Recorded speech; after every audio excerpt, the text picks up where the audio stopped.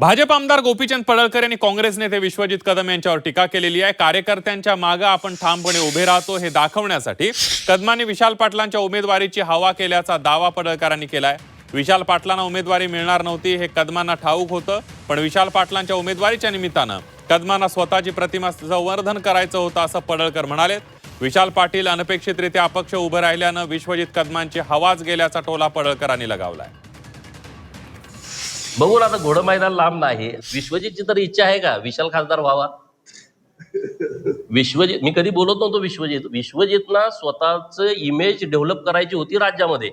मी काँग्रेसचा एखादा कार्यकर्ता तिकीट मागतोय त्याच्या मागे कसा खंबीर उभा राहतोय असा तो इव्हेंट होता। तुम्हाला आठवतंय का? बघा, विशालला तिकीट मिळाली पाहिजे। विशाल, त्यांना माहित होतं याची तिकीट गेम आहे, कारण ते तिकीट तिकडं विकलंय दुसऱ्याला, हे यांना माहित होतं सगळ्यांना। या दोघांनी ठरवून केलं होतं, विश्वजित आणि जयंत पाटलांनी।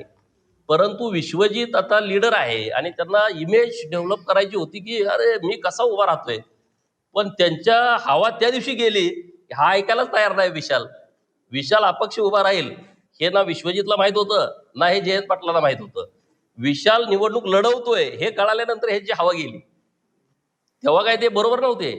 त्यांना तर नाईलाज झाला की आता शरीरानंतर बरोबर राहायचं। त्यामुळं विश्वजितनी फार काय एवढ्या मोठ्यानं बोलण्याची आवश्यकता नाही।